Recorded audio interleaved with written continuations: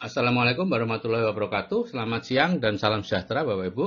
Masih banyak pertanyaan sampai hari ini tentang MLM, MLR, dan money game gitu ya. Sehingga akhir tahun ini saya akan menyampaikan topik MLM ini. Jadi semuanya sekarang masih dianggap sama Bapak Ibu. Ya, masih dicampur aduk antara multi level marketing, multi level recruiting, money game. Ini semua bisnis yang berbentuk jaringan disebut MLM dan dipandang negatif. Ya. Sehingga banyak orang yang salah mengambil keputusan. Padahal hampir semua yang disebut MLM dan dianggap negatif itu sebenarnya money game. Ya. Dan sisanya adalah multi level recruiting. MLM-nya sendiri justru jarang dikenal orang, sehingga mereka pun tidak mendapat informasi yang lengkap tentang MLM. Taunya hanya money game, ini yang merugikan dan dianggap sebagai MLM. Jadi yang disebut MLM itu apa?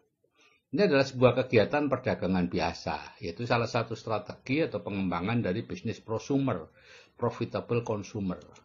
Jadi kalau di perdagangan konvensional itu ada grosir, distributor, itu membeli produk dalam jumlah besar ke pabrik dan menjualnya ke grosir yang lebih kecil, ke pengecer, dan seterusnya. Pengecer menjual ke konsumen, dan di setiap tingkat ada keuntungan yang didapat. Nah, di multi level marketing semua konsumen itu membeli langsung dari pabrik. Ya, kemudian di akhir bulan itu dikumpulin. Ya, mereka membangun grup kan, baru membeli ke pabrik. Di akhir bulan perusahaan menghitung pembelian di setiap grup itu dari setiap levelnya. Ya. Dari jumlah pembelian mereka ada yang dianggap sebagai konsumen, pembeliannya masih kecil, ada yang sebagai pengecer, distributor kecil, distributor besar, dan sebagainya. Dan masing-masing mendapat bonus sesuai dengan besaran omset di grupnya. Umumnya antara 3% sampai 21% ya, tergantung perjanjian di depan. Jadi seperti ini Bapak Ibu, kita itu kalau membeli sesuatu itu tidak bisa langsung dari pabrik. Sebagai konsumen membelinya di retail. Dari retail ke pabrik itu ada 60% uang yang diambil oleh grosir dan retail. Pabrik sendiri hanya menikmati 40% dari uang yang dibayarkan oleh konsumen. Nah, yang namanya prosumer itu dari produsen langsung ke konsumen. Sehingga uang yang 60% tadi yang biasanya untuk grosir dan retail itu diberikan ke konsumen. Nah, bisnis grosir dan retail ini adalah bisnis yang uangnya terbesar di dunia Bapak Ibu. Ya, dibandingkan dengan produsen. Karena 60% dari semua barang itu uangnya masuk ke sini. Ya. Ada 3 macam ya, yang bergerak di sini main di grosir dan retail, yaitu yang konvensional itu semuanya Anda ya, membangun toko, mengisi toko, mengelola toko, mencari konsumen itu Anda, modalnya besar, keuntungan Anda kurang lebih 5-10% dan itu aktif income kan Anda mengelola sendiri. Kemudian ada yang disebut waralaba, franchise ya, minimarket itu Anda yang bangun tokonya, Anda yang mengisi tokonya, sedangkan yang mengelola toko dan mencari konsumen itu adalah mitra. Modalnya besar, tapi Anda keuntungannya cuma 2,5-3% dari omset. Karena pemilik bisnis sebenarnya, yaitu yang mencari konsumen, itu mitra. Nah, kalau bisnis prosumer, yang membangun toko, yang mengisi toko, yang mengelola toko, itu mitra. Anda mencari konsumen. Dan modalnya tentu kecil, karena hanya untuk mencari konsumen. Tapi, keuntungan dari bisnis ini besar, karena bisnis ini sebenarnya milik Anda, karena Andalah pemegang konsumennya. Ya, jadi 10% dari omset itu untuk Anda. Penghasilannya pasif. Jadi bisnis prosumer itu Bapak Ibu itu pencetak 20% miliarder di Amerika loh, yaitu Forbes tahun 2010. Dan sekarang lebih besar lagi. Kenapa? Karena perkembangan bisnis prosumer jauh lebih besar dibandingkan perkembangan bisnis konvensional. Jadi ada 3 strategi atau pengembangannya. Yang pertama adalah direct selling. Ya, kita membeli ke pabrik, menjualnya, diumpamakan sendirian menjual 1000 produk. Hasilnya 1000. Ya. Dan yang kedua adalah multi level marketing. Ya, kita mengajak beberapa orang membeli ke pabrik dan menjualnya ke konsumen. Persamaannya 10 orang kerjasama, masing-masing menjual 100 produk, ada 1000 produk. Ya. Nuansanya masih membeli dan menjual.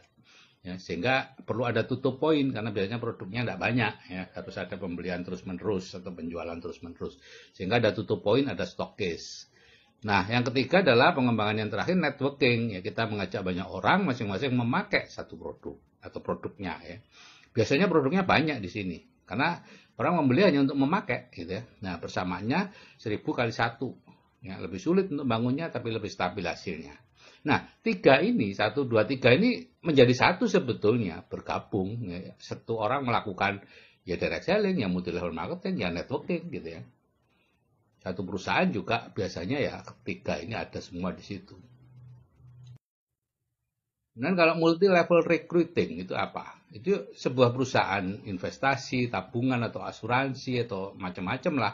Itu membentuk jaringan nasabah untuk memasarkan jasanya tadi. Ya, dahulu masih sederhana disebut member get member, tapi kemudian semakin canggih distrukturisasi. Jadi anggota dibayar, ya, anggota jaringan itu dibayar berdasarkan jumlah orang yang direkrut. Ya, pembayaran tidak dilakukan perusahaan, tapi menggunakan sebagian uang yang disetorkan oleh calon anggota.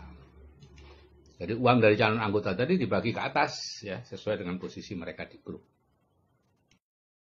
Kalau money game apa? Money game bisa berbentuk jaringan, bisa juga sistem agen. Ya, kita menyerahkan sejumlah uang dan dijanjikan mendapatkan uang atau barang atau jasa yang jumlahnya jauh lebih besar dibanding yang disetorkan. Ya, bungkusnya macam-macam, bisa investasi, umroh, hadiah mobil, kendaraan, dan lain-lain. Jadi sebenarnya uang atau barang atau jasa yang kita terima itu berasal dari orang yang mendaftar setelah kita. Ya, di sini tidak ada investasi, tidak ada jual beli sesuatu, ya, semata-mata uang diputar-putar. Jadi posisi peserta itu dalam kondisi tertipu atau dalam kondisi menipu. Ya, tertipu pada saat dia sedang menyetorkan uang dan menipu ketika dia sudah menerima uang, meskipun dia tidak menyadari. Karena apa? Skema asli ini dibuat oleh Charles Ponzi. Ya, karena itu disebut skema atau segitiga Ponzi. Ya. Ini penipu tahun 1920-an. Jadi memang skema ini memang dibuat untuk menipu. Atau contohnya ya surat berhantai itu ya, sampai sekarang masih ada itu. Kemudian investasi seperti Pomas, Pendawa, investasi agrobisnis seperti Kisar, ada IT, sekarang banyak Kayu gitu ya. Itu meniru Kisar sebetulnya. Kalau Kisar itu bergerak di bidang sayur, kita berinvestasi sayur, nanti sayurnya akan dibeli lebih mahal dari umum. Kalau sekarang banyak Kayu, kita investasi kayu, nanti perusahaan membeli kayu lebih mahal. Berkali-kali lipat dari harga pasaran. Orang tidak memikir kalau ada perusahaan berani membeli kayu dengan harga berlipat ganda, kenapa dia beli ke kita? Kenapa dia tidak beli ke penjual kayu atau petani kayu? Dan umrah murah, ya, umrah murah, First Travel, Abu Tur, dan masih banyak yang masih aktif di luar. Skema piramida. Gitu ya. Nah, ini money gamer terbesar di dunia ini Bernard Madoff. Ya. Di Amerika tentunya ya. Lahir tahun 39, meninggal tahun 2017. Ya. Ini menjalankan skema Ponzi mulai tahun 60 sampai terbongkar baru tahun 2008. Dia hanya memiliki 4.500 nasabah, yaitu orang-orang kaya, yayasan-yayasan sosial, badan amal ya. Seperti Steven Spielberg itu masuk nasabahnya. Dia menjanjikan imbal hasil atau nisbah yang besar. Ya. Sebetulnya tidak ada kegiatan investasi apapun, imbal hasil itu diambilkan dari uang nasabah sendiri dan nasabah setelahnya. Jadi dia terus-menerus mencari investor, nah uang dari investor itu digunakan untuk membayari investor yang sebelumnya. Ya. Dan merugikan nasabah setelah terbongkar 65 miliar US dollar atau 940-an triliun. Banyak Bapak Ibu. Ini laporan anaknya sendiri, ya, karena pada tahun 2008 itu anaknya baru diberitahu kalau ayahnya itu melakukan skema Ponzi. Nah, karena ayahnya sudah umur 7 bulan, anaknya kan tidak mau menerima warisan itu. Dia lapor. Tahun 2009 dia dihukum 150 tahun. Meninggal di penjara tahun 2017 dan anaknya yang melaporkan depresi tahun 2010 bunuh diri. Jadi inilah nasibnya. Umroh money game sekarang masih banyak Bapak Ibu. Cirinya itu sebetulnya sederhana Bapak Ibu. Ya, harga di bawah biaya umroh. Sekarang biaya umroh yang ditentukan oleh Departemen Agama itu 22 juta kalau tidak salah ya. Terkadang diberi label sedekah. Saya pernah ditawari sedekah 1 juta, kemudian bisa umroh. Biasanya setelah kita daftar itu tidak langsung berangkat. Gitu ya. Masih ada waktu antri sekian bulan. Padahal di umroh tidak ada daftar antrian Bapak Ibu. Ya. Kita antri, karena apa? Karena uang yang kita masukkan itu digunakan untuk membiayai jamaah sebelumnya, sedangkan kita menunggu jamaah setelahnya. Contohnya First Travel nih. Orang membayar 14,5 juta, tapi dapat fasilitas umroh senilai 25 sampai 30 juta. Cukup mewah. Saat ditutup, itu ada 13.000 jemaah yang sudah diberangkatkan, tapi ada 52.000 jemaah yang belum diberangkatkan. Jadi sebetulnya, dan uangnya tidak ada sudah. Ya, jadi satu jemaah yang berangkat dibiayai 4 jemaah yang lain. Jadi kalau hitung-hitungannya ya gini, 4 jemaah itu ya 58 juta. 58 juta, kemudian yang terpakai 25 sampai 30 juta, berarti apa? 50% itu untuk penyelenggara. Sekarang masih banyak yang beroperasi Bapak Ibu ya. Semakin lama akan semakin banyak korbannya. Misalnya first travel ya, untuk memberangkatkan 52.000 jemaah, dia harus bisa menipu 4 kalinya ya, 208.000 jemaah. Dan seterusnya. Sebetulnya cara mengatasi umrah-umrah seperti ini mudah Bapak Ibu kalau memang niat gitu ya. Ya, Biro Perjalanan Umrah dilarang menerima pendaftaran baru sampai calon jemaahnya diberangkatkan berapa persen, mungkin separuh berangkat atau 75% berangkat, baru boleh menerima pendaftaran baru. Maka bisa dipastikan umroh Money Game akan tutup karena mereka sebetulnya tidak punya uang cash untuk memberangkatkan yang sudah terdaftar di tempatnya itu. Dia menunggu pendaftaran baru dari para jemaah.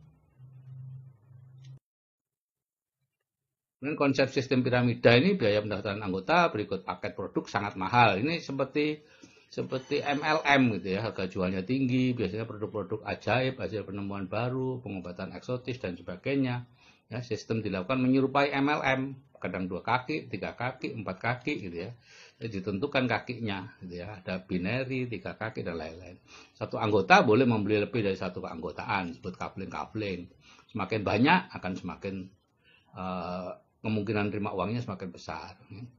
Imbalan diberikan berdasarkan tersusunnya satu jaringan berbentuk piramida. Program pemasarannya sulit ya, tidak sulit dimengerti ya, dan titik beratnya pada recruiting ya, bukan pada penjualan. Nah, MUI memberi fatwa tahun 2009 yang disebut Money Game adalah kegiatan penghimpunan dana masyarakat atau penggandaan uang dengan praktek memberikan komisi dan bonus dari hasil perekrutan atau pendaftaran mitra usaha yang baru atau bergabung kemudian. Dan bukan dari hasil penjualan produk atau dari hasil penjualan produk, namun produk yang dijual tersebut hanya kamuflase atau tidak mempunyai mutu atau kualitas yang dapat dipertanggungjawabkan. Jadi kalau definisi di atas dipakai, maka multi level recruiting itu dimasukkan dalam golongan money game dan tentunya diharamkan. Termasuk juga agen asuransi. Itu penghasilannya halal kalau tidak menggunakan model jaringan, di mana setiap orang mendapat komisi dari hasil kerjanya langsung. Itu sih sah-sah saja. Tapi begitu dibangunkan jaringan, maka akan masuk dalam definisinya fatwa MUI ini. Jadi Bapak Ibu, kita perlu memperhatikan dari mana asal uang yang Anda terima itu. Apakah uang itu berasal dari investasi, ya, Anda menyetorkan sesuatu, kemudian uang itu diinvestasikan dan Anda mendapatkan hasilnya, maka itu sah. Ya. Tinggal Anda berhadapan apakah investasi itu benar atau itu investasi bodong. Itu Anda sendiri yang berisiko. Ya, ciri investasi bodong sebetulnya mudah. Kalau ada 3 kata, yaitu penghasilannya besar, hasilnya besar, cepat, dan aman, itu pasti tipu-tipu. Ya. Nah, kemudian yang kedua, apakah Anda mendapat uangnya dari jual beli produk di dalam jaringan itu? Kalau itu sah, ya.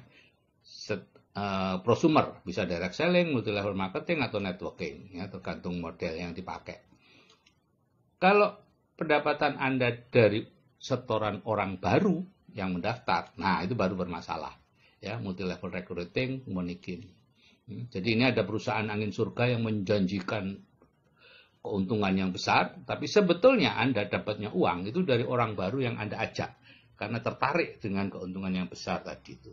Keuntungannya itu sendiri belum ada, gitu ya. Seperti tadi investasi kayu dan lain-lain belum ada, masih 6-7 tahun yang akan datang, tapi Anda sudah dapat uangnya dari mengajak orang-orang berinvestasi. Tabungan juga begitu, tabungannya belum keluar, masih puluhan tahun itu keluar, ya, karena masih harus dimasukkan dalam sistem macam-macam lah, ya, sehingga ada diperkirakan nanti dapat sekian. Itu masih lama, puluhan tahun. Yang dapat uang sekarang dari orang baru, karena Anda ajak, karena mereka tertarik dengan perusahaan angin surga itu. Ya. Jadi hati-hati Bapak Ibu menerima uang, apakah itu haram atau halal, karena ini kita gunakan untuk membiayai kehidupan anak-anak dan keluarga kita. Oke, saya akhiri sekian. Wassalamualaikum warahmatullahi wabarakatuh. Salam sukses dari saya dan jangan salah memilih.